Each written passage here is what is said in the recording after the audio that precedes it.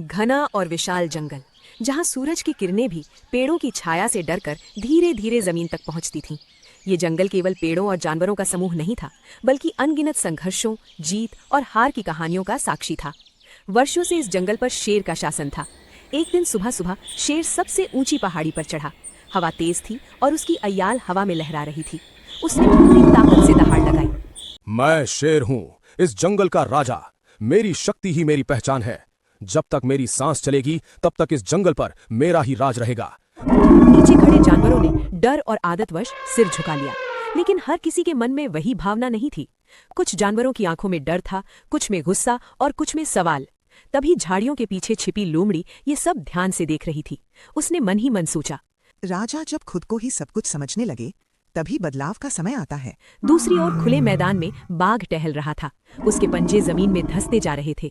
हर कदम के साथ उसके भीतर का रोमांच बढ़ता जा रहा था। कब तक शेर की कहानियां सुनी जाएंगी? मेरे भीतर भी वही ताकत है।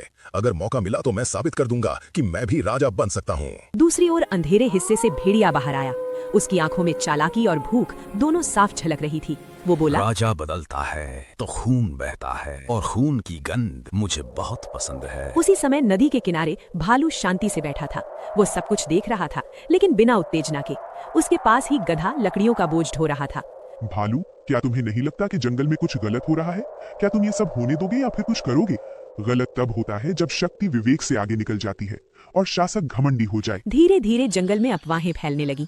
कोई कहता शेर बूढ़ा हो गया है, कोई कहता नया राजा आने वाला है। रोमांच, डर और असंतोष तीनों मिलकर जंगल को अंदर से हिला रहे थे। तभी लोमड़ी ने हालात को भांप लिया था। उसने जान लिया था कि ये समय सीधे टकराव का नहीं, बल्कि दिमाग का खेल खेलने का है। उसने पहले बाघ से मुलाकात की। बाघ, तुम्हारे भीतर शक्ति है, साहस है, लेकिन अकेले युद्ध विनाश लाता है।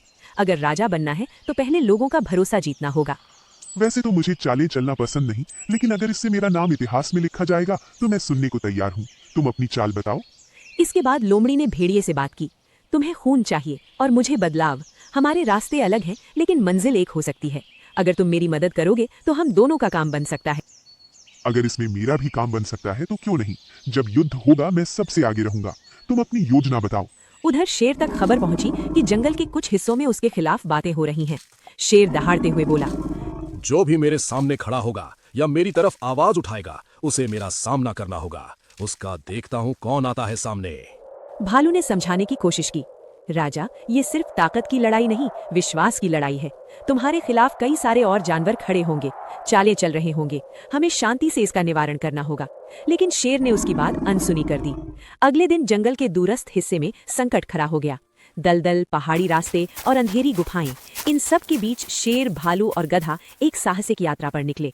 रास्ते में कई बार खतरे आए। कभी दलदल में फंसते फंसते बचे, कभी जंगली हाथियों के झुंड से सामना हुआ।